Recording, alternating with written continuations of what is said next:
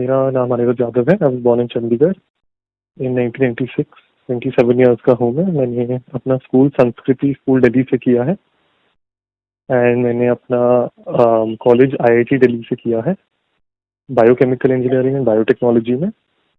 Civil services में मेरा ये 4th अटेम्प्ट था।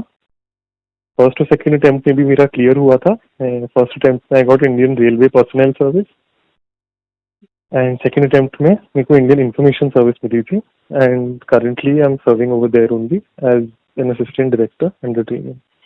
थर्ड अटेम्प्ट में मेरा प्रीलिम्स नहीं हुआ था एंड अभी फोर्थ अटेम्प्ट में I was fortunate enough to get the 8th rank. I think changes उतने नहीं थे, mostly luck. I think it's a combination of luck and hard work and because 4 attempt हो गए थे तो थोड़ा सा कंपाउंडिंग का इफेक्ट आई थिंक लगता है पढ़ाई पे। धीरे धीरे आप करते रहते हैं, शायद कहीं ना कहीं बेटर होते रहते हैं। एंड आई वुड से मतलब most of it is luck because I have a lot of friends भी जो प्रिपेयर कर रहे थे। सब उतनी मेहनत करते हैं, सब उतनी पढ़ाई करते हैं, 19-20 का फर्क होता है। It's mostly just luck ma'am. I would से कहीं ना कहीं रिलीव था बिकॉज एग्जाम का प्रोसेस वो चलता रहता है कि पहले प्रीलिम्स के लिए पढ़ेंगे फिर मेंस के लिए पढ़ेंगे। तो इट वाज कहीं ना कहीं it was a little I was relieved also because मेरी ट्रेनिंग मेरा सर्विस में हो चुका था इंडियन इन्फॉर्मेशन सर्विस में। तो मेरे को लगा कि now I have a little more time सोचने के लिए to structure my preparation. I can take it a little easy. तो फिर धीरे धीरे आई स्टार्टेड अगेन एंड वो थोड़ा सा एक बार आपको रिफ्रेश हो जाते हो if I took a couple of months of. तो उसके बाद थोड़ी सी दोबारा जब एनर्जी आती है then you start preparing again and I think it was actually a blessing in disguise क्योंकि उससे फिर with the renewed vigour I could approach my preparation. I think वो सिली मिस्टेक्स का थोड़ा सा था उस साल बिकॉज मेरा 2 बार शायद पहले क्लियर हो गया था। I got a little complacent. तो प्राइमरीली वो कुछ सिली मिस्टेक्स हो गई थी उस साल, तो उस साल कट ऑफ नहीं क्लियर हुआ था। मेरी प्रीलिम स्ट्रैटेजी यही थी कि बस focus on the core books.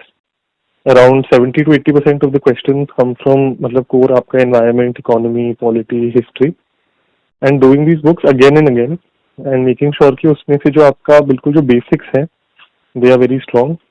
Exam के टाइम पे ऐसा ना हो कि कंफ्यूज हो जाए हम लोग ऑप्शन देख के बिकॉज थोड़ा सा उस टाइम का भी प्रेशर होता है। Just practising by giving mock test, covering all your basics and थोड़ा वो एग्जाम के टाइम में टाइम मैनेजमेंट करना एंड स्ट्रेस मैनेजमेंट करना। आई थिंक यही की है। पॉलिटी में एक लक्ष्मीकांत की बुक होती है। हिस्ट्री में एक स्पेक्ट्रम की मैंने बुक पढ़ी थी मॉडर्न हिस्ट्री के लिए। एंशिएंट मिडिवल हिस्ट्री के लिए I had done the NCERT. Economy में एक संजीव वर्मा की बुक है एंड एक श्रीराम आईएएस की बुक है, मैंने वो यूज की थी। एंड ज्योग्राफी में I had used the NCERTs. Environment में एक शंकर आईएएस की बुक होती है, I had used that. Online resources are very important I think because जब भी कुछ नई हैपनिंग होती है तो उसके बारे में पढ़ना अब ऑनलाइन ही पढ़ते हैं। तो lot of sources, coaching centres की वेबसाइट, पीआईबी, विकासपीडिया, इन सबसे काफी आई थिंक जैसे वो स्पेसिफिक चीजें होती हैं। जैसे अगर कोई गवर्नमेंट स्कीम या कुछ है तो उसके विकासपीडिया बहुत अच्छा है। एग्रीकल्चर और रूरल डेवलपमेंट के लिए आई थिंक अर्थपीडिया भी है, वो भी I think was a valuable resource. कोई रिसेंट हैपनिंग है तो पीआईबी बहुत अच्छा रिसोर्स है। उसमें गवर्नमेंट खुद आपको इन्फॉर्मेशन देती है। जितने भी की पार्ट्स होते हैं किसी भी स्कीम के, किसी भी इवेंट के, किसी भी न्यूज के, वो अच्छे से कवर्ड होते हैं। अदरवाइज कोचिंग इंस्टीट्यूट्स की भी सबकी ही वेबसाइट अच्छी होती है, मोरलेस सिमिलर ही होते हैं। नहीं, मैंने प्राइमरली तो यही सोर्सेज यूज किए थे। ऐसे कोई स्पेसिफिक कोचिंग का तो नहीं यूज किया था। तो जो मिल जाता था, वो जो लिंक आ जाता था वो खोल के पढ़ लेते थे। कोई ऐसे स्पेसिफिक नहीं था कुछ।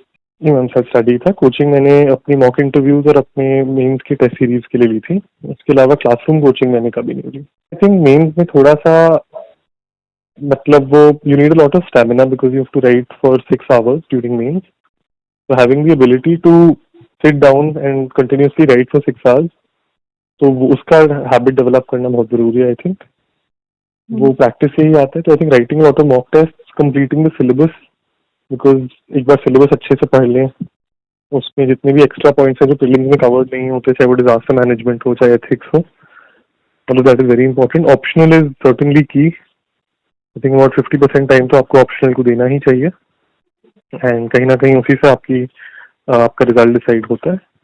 So I think just balancing everything and completing everything is the bottom line in me. My option was anthropology. I think वो GS1 में तो primarily everything is वो prelims में जो geography, history है, culture जो है, तो same ही sources है।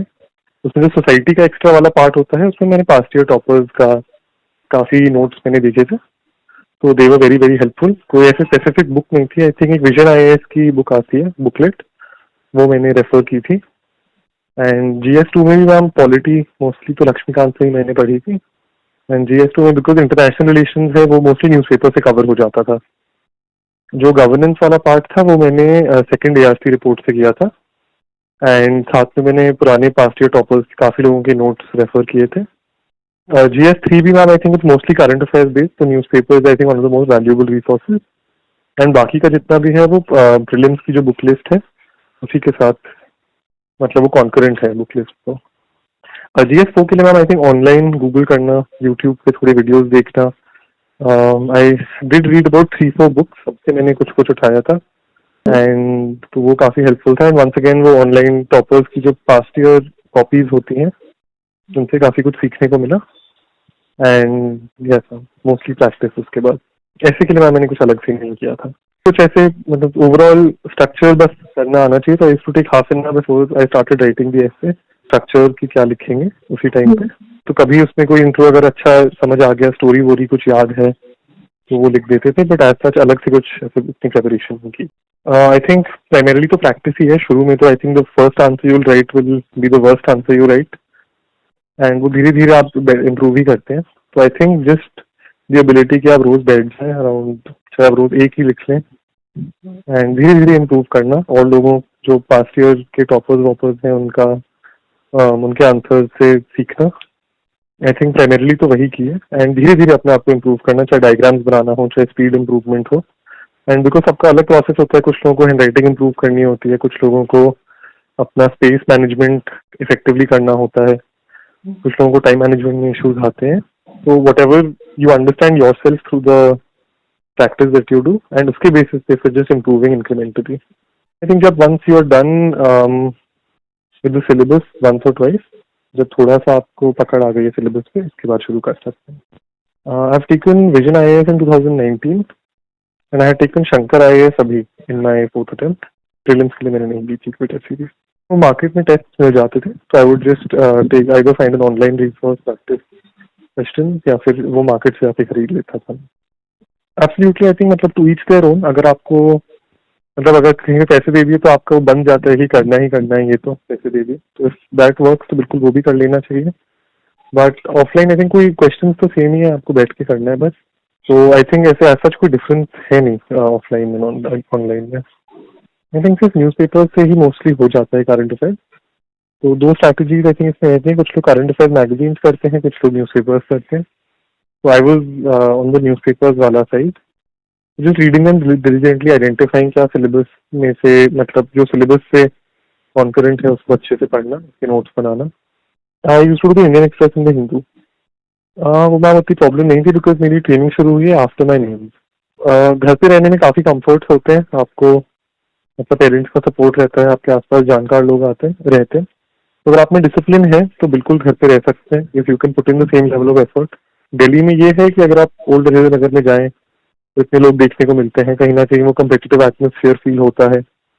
तो सबकी अपनी अपनी जैसी श्रद्धा है कि जिसको अगर वो कंपटीशन में थ्राइव करते हैं तो बिल्कुल दिल्ली आना उनके लिए बेटर है। कुछ लोगों को आसपास के किसी से कोई मतलब नहीं, अपना काम अच्छे से करना है, तो वो होम टाउन में भी रह के कर सकते हैं। और नोट्स बीइंग ऑफलाइन और ऑनलाइन, आई थिंक दोनों के अपने फायदे नुकसान है। ऑफलाइन नोट में ये फायदा होता है, जब आप लिखते हैं तो आपको याद रहता है हमेशा। जब आप टाइप करते हैं तो उसको बहुत बार पढ़ना पड़ता है उसको याद रखने के लिए। तो I use to prefer offline notes for prelims and mains.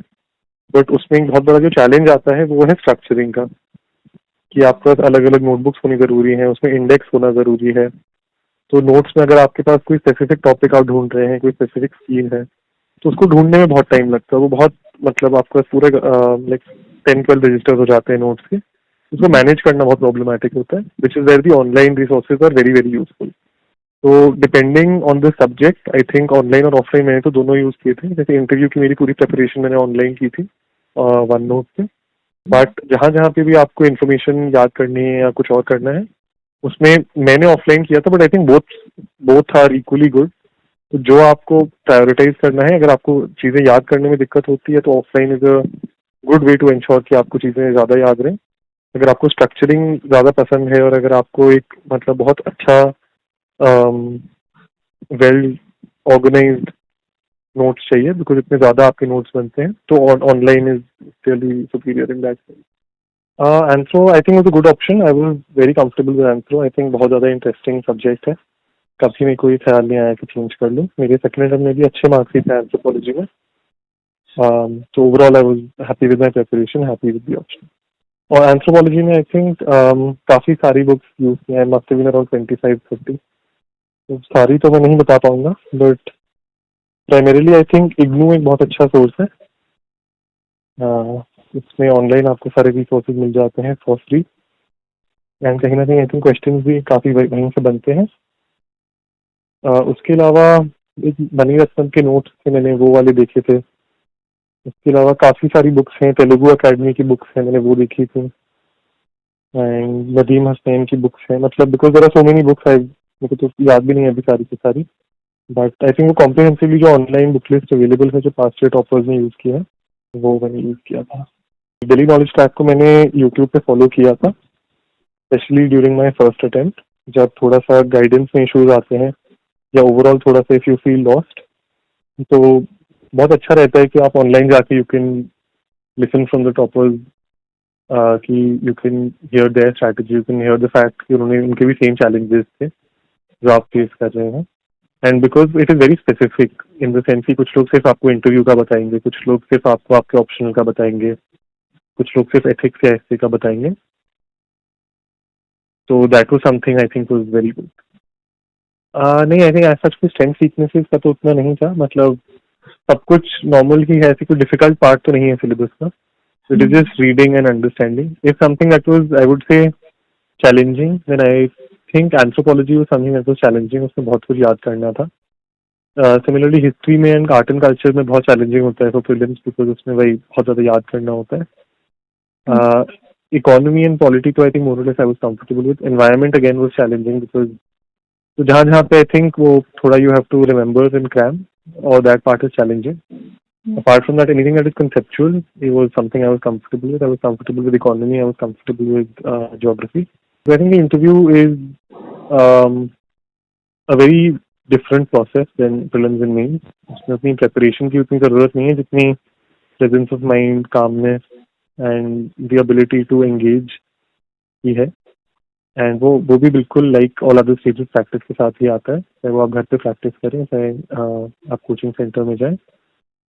And उसके अलावा जस्ट कवरिंग योर डैफ, एक डैफ का फॉर्म होता है. एज लॉन्ग एज उसमें जितने भी कीवर्ड्स हैं उस पर आपका कॉम्प्रिहेंसिव नोट्स है, आपने स्टडी कर रखी है. एंड इंटरव्यू वाला preparation is lot of fun, because you get to learn a lot about yourself. Because उसका प्राइमरी गोल ही यही है कि आपके बारे में इंटरव्यू बोर्ड जानना चाहता है. मेरा जो इंटरव्यू एक्सपीरियंस था उसमें about 60% was DAF based question, जिसमें मेरी कॉलेज एजुकेशन, मेरा होम टाउन, इन सब से उन्होंने क्वेश्चन पूछे थे. And the rest were either situational question और current affairs based question. My board was Mrs Preeti Sudan ma'am. I think अब now is the time to revise अभी, क्योंकि एंड का रिविजन आई थिंक बहुत ज़्यादा हेल्प करता है. काफ़ी बार लगता है कि अब तो 4 दिन बचे हैं, 5 दिन बचे हैं, अब कोई फायदा नहीं है, बट आई थिंक काफ़ी फायदा होता है एंड में पढ़ाई करने का. And I think at the same time it's also very important to sleep on time every day, sleep for 8 hours, because वो well rested mind से बहुत अच्छा आपका फिर उस दिन फोकस बनता है. And I think as long as you can make sure कि आपके पास जो ऑलरेडी नॉलेज और इन्फॉर्मेशन है उसे आप सही तरीके से एक्सेस कर सकते हैं. आपका स्ट्रेस इज नॉट इतना ज़्यादा कि आप वहाँ पे कोई मिस्टेक कर दें. I think just maintaining a level head, just making sure कि you're revising what you've already done, not picking up anything new right now, and just having the confidence कि आपने जितनी पढ़ाई की है वो काफ़ी है और everything will be in your favor. I think this is for right now, so I think this will be my advice. This is CSAT में actually I don't think मेरे को ज़्यादा आइडिया है, because मैंने कभी उसके अलग से पढ़ाई नहीं की. तो I would just, because engineering background है और वो मैथ के क्वेश्चन होते थे एंड इंग्लिश में भी आई वाज कंफर्टेबल, तो मैंने सीसैट के लिए अलग से पढ़ाई नहीं की. मतलब it was never that big of a challenge for me. तो आई थिंक कि for all aspirants out there, everyone is very well aware कि सबके चैलेंजेस लार्जली सेम है. सब लोग अपना बेस्ट दे रहे हैं एंड आपका काम है बस उसमें करते रहना दोबारा और दोबारा. बिकॉज एंड में मतलब आपका कैसा लक है, उस दिन आपको कैसे सवाल आएंगे, आप कैसा लिख के आएंगे, वो तो उसी दिन पता लगेगा। उसका स्ट्रेस लेने का कोई पॉइंट नहीं है, as long as you are doing your best. और जब आप एग्जाम लिख के आते हैं, चाहे सक्सेस हो चाहे फेलियर हो, यू आर सेटिस्फाइड कि आपने अपना बेस्ट किया।